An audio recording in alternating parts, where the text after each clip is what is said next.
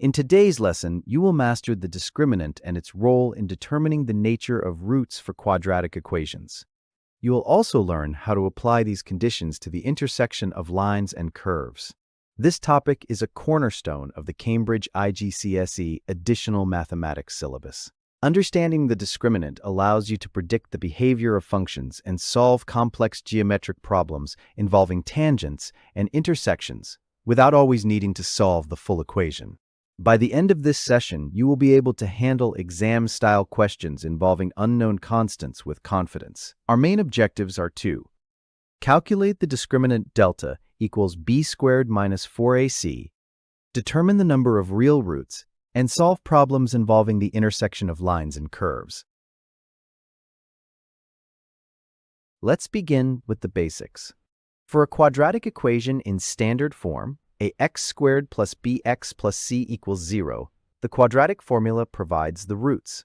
The quadratic formula is x equals negative b plus or minus the square root of b squared minus 4ac all over 2a. The expression inside the square root is called the discriminant, denoted by the Greek letter delta. So delta equals b squared minus 4ac. The value of delta determines how many times the parabola intersects the x-axis. If delta is greater than 0, there are two distinct real roots. The curve cuts the x-axis at two different points. If delta equals 0, there are two equal real roots, also known as a repeated root. The curve touches the x-axis at exactly one point, the vertex. Finally, if delta is less than 0, there are no real roots. The curve does not meet the x-axis at all. Today, we are exploring discriminant conditions. When we look at a quadratic equation in the form ax squared plus bx plus c equals 0, the solutions are given by the quadratic formula. The solutions are given by x equals negative b plus or minus the square root of b squared minus 4a, c, all over 2a. Notice the expression inside the square root. This is the most critical part for determining the nature of our solutions. We call this the discriminant, denoted by the Greek letter delta. Delta equals b squared minus 4ac. Because it sits inside a square root, its value tells us whether our answers will be real numbers or not. If delta is greater than 0, the square root gives a real value, resulting in two distinct real roots. Graphically, the curve cuts the x-axis at two distinct points. If delta equals 0, we are adding or subtracting 0, so both roots are the same. This means we have two equal real roots, or one repeated root. The curve just touches the x-axis at a single point, which is the vertex. This also indicates the quadratic is a perfect square. Finally, if delta is less than 0, we cannot take the square root of it in the real number system. This means there are no real roots. The curve never meets the x-axis. It floats entirely above it if a is positive, or stays entirely below it if a is negative. Let us apply this to a specific quadratic to see how the discriminant predicts the graph's behavior. Consider the function f of x equals x squared minus 4x plus 3. First, identify the coefficients. A equals 1, b equals negative 4, c equals 3. Now, we calculate the discriminant. Delta equals negative 4 squared minus 4 times 1 times 3. Calculating this gives delta equals 16 minus 12 equals 4. Since 4 is greater than 0, we expect two distinct real roots. If we factorize the original equation into x minus 1 times x minus 3, we see the roots are indeed 1 and 3. The discriminant correctly predicted that the curve would cut the x-axis at two different points. A common application in your exam is finding the relationship between a line and a curve. Suppose we have a straight line and a quadratic curve. To find where they meet, we equate the two expressions. By subtracting the line's terms from both sides, we form a new quadratic equation in standard form. The discriminant of this new equation determines the geometry. If the discriminant is positive, the line is a secant, cutting the curve twice. If the discriminant is 0, the line is a tangent. This is a very frequent exam requirement, using the condition delta equals 0 to find an unknown constant. If the discriminant is negative, the line never meets the curve. Observe these three cases visually. The secant cuts through, the tangent just grazes the curve, and the bottom line misses it entirely. Let us work through a common problem where we find a range of values for an unknown constant. Find the range of values of k for which the line y equals x minus 1 does not intersect the curve y equals x squared plus kx. Step 1. Equate the equations. Step 2. Rearrange to standard form so the right side is 0. Step 3. Identify the coefficients. Step 4. Apply the condition for no intersection, which is the discriminant delta is less than 0. Expand the brackets. K squared minus 2k plus 1 minus 4 is less than 0. This simplifies to k squared minus 2k minus 3 is less than 0. Step 5. Solve the quadratic inequality. First, find the critical values by factorizing. The roots are k equals 3 and k equals negative 1. Since we want the expression to be less than 0, k must lie between these two values. Negative 1 is less than k is less than 3. This is our final range. Let's look at a question typical of the IGCSE Additional Mathematics exam. The line y equals kx minus 5 is a tangent to the curve y equals x squared plus 3x minus 1.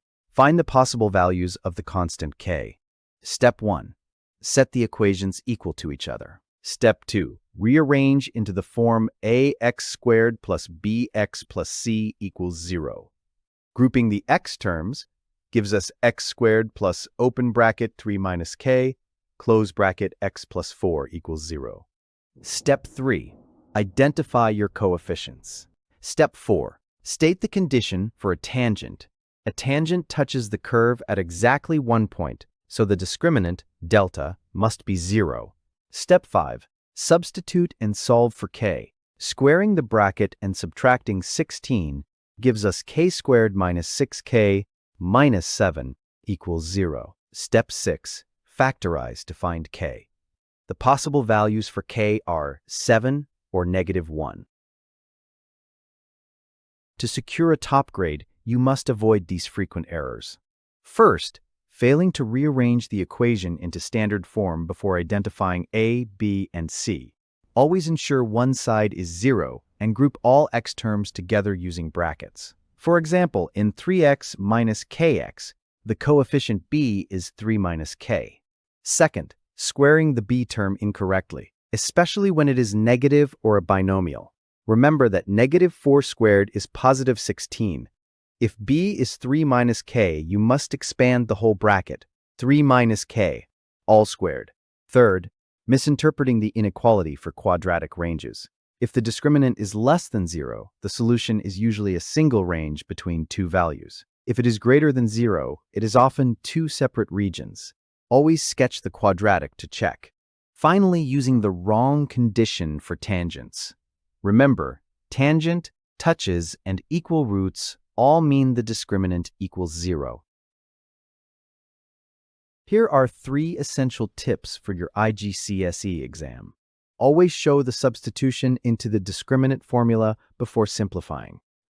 Examiners look for the b squared minus 4ac expression to award method marks, even if you make a calculation error later. When b is a negative number or an expression, always put it in brackets before squaring. This prevents the common error of forgetting that a negative times a negative is a positive.